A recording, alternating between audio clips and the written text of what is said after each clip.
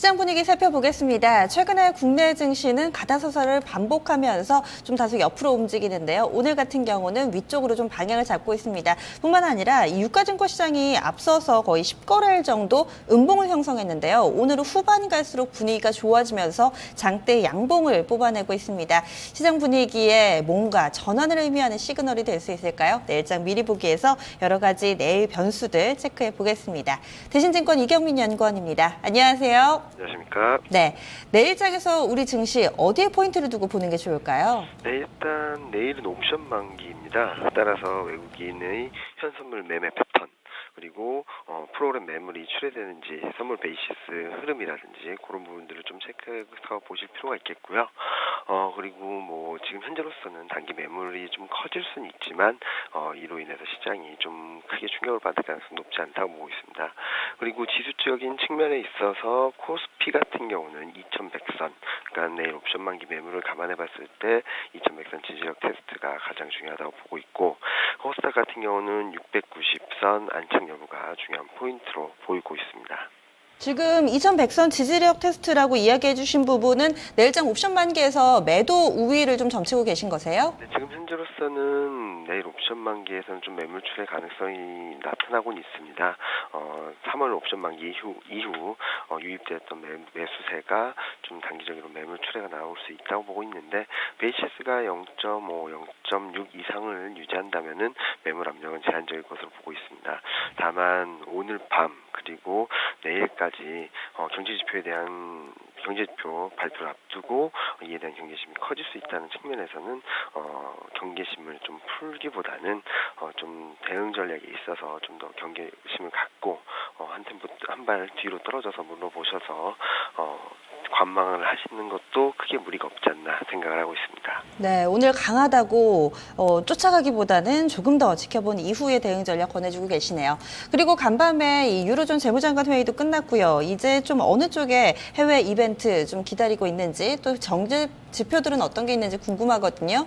네, 오늘 밤은 유럽의 1분기 GDP 성장률이 가장 중요한 포인트가 아닌가라는 생각을 하고 있습니다. 그동안 유럽 쪽에서의 QE 시행 이후 맞게 되는 1분기 성장률인데요. 따라서 아마도 이번 1분기 성장률이 컨센서스보다 좋으면은 시장에서는 좀 더 강한 상승 흐름을 전개되지 않을까라는 전망을 하고 있습니다. 유럽 1분기 GDP 성장률은 전분기는 0.3, 예상치는 0.4입니다. 지금 막 발표된 프랑스 1분기 GDP 성장률은 0.6%인데요. 전분기 0.1, 시장 전망치 0.4%보다 높은 수준입니다. 이렇게 유럽 GDP 성장률, 이탈리아까지 독일 이런 국가들의 GDP 성장률이 예상치를 상회할 경우에는 시장에 훈풍이 불어올 수 있다라는 생각을 하고 있고요. 그리고 미국 4월 소매 판매와 무엇보다도 최근 글로벌 증시 변동성을 자극하는 요인 중 하나인 독일, 미국 국채금리 흐름을 좀 더 체크해 볼 필요가 있겠습니다.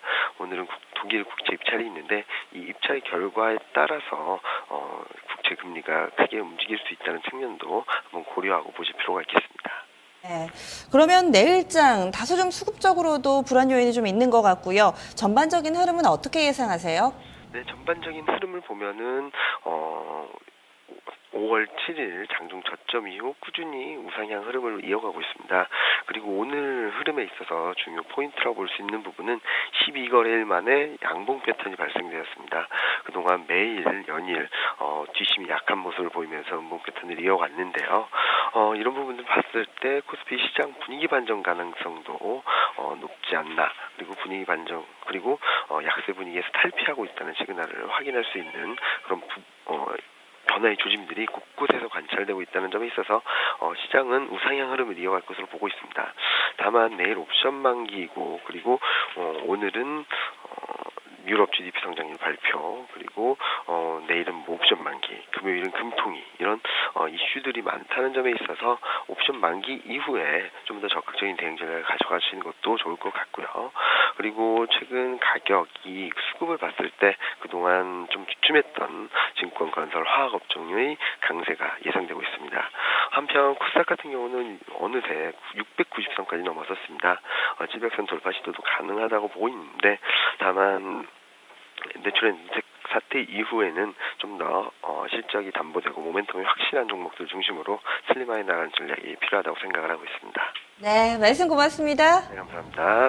내일장도 확실히 좀 방향성을 장담하기에는 좀 무리가 있는 것 같습니다. 상승과 하락 요인 공전화가 있는 가운데 12거래일 만에 양봉이 발생했다는 점은 또 긍정적인 시그널이 아닐까라는 힌트를 주셨네요. 또 옵션 만기일 다소 좀 매도 우위로 전망이 되고 있습니다.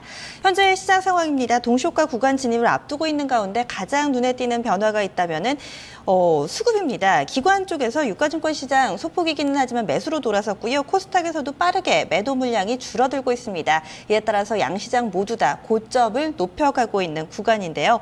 막판에 10분 과연 어느 정도로 힘을 내줄까요? 그럼 그 내용 잠시 후 2부에서 만나보시죠.